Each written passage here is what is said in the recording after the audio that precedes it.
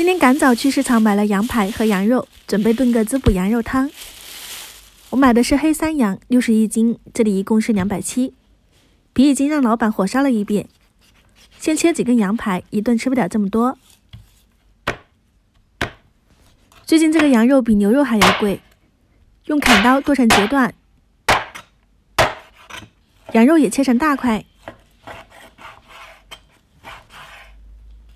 全部切好后，放进冷水里面，加葱姜泡1小时。准备2条鲫鱼，划上花刀。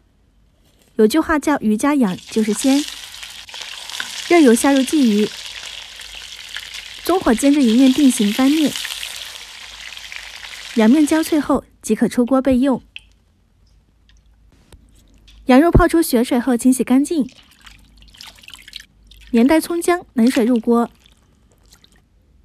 开大火煮沸，煮的过程中油沫漂浮，要及时捞出。再开大火焯水8到10分钟，捞出过冷水，再次清洗干净。这一步有效地减少了羊膻味。捞出沥干水分，另起砂锅，放入清洗干净的羊肉、羊排，加入几片生姜和大葱。香料的话呢，也不需要太多，干辣椒、花椒、小茴香、香叶即可。用卤料包装好，最后加上2片山楂片，盖上盖子，大火煮10分钟。煎好的鲫鱼也装进卤料包中，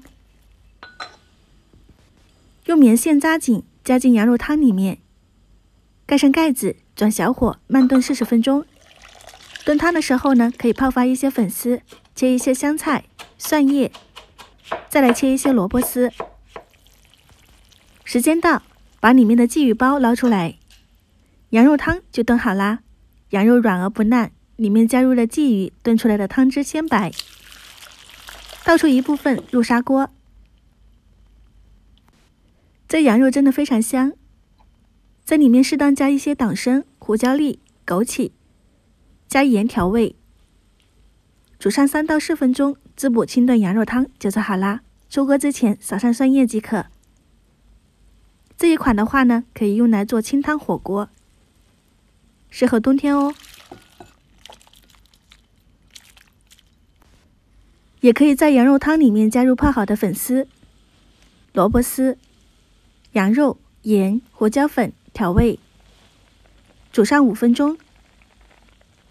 看到萝卜断丝即可出锅，羊肉粉丝汤也做好啦。撒上蒜叶、香菜即可。有萝卜的清甜，羊肉的鲜美，里面的粉丝呢也吸收了汤汁，特别好吃。想吃的朋友可以收藏起来试一下哦。今天就分享到这里，喜欢我的视频别忘了关注我，我是夏妈，我们下期再见。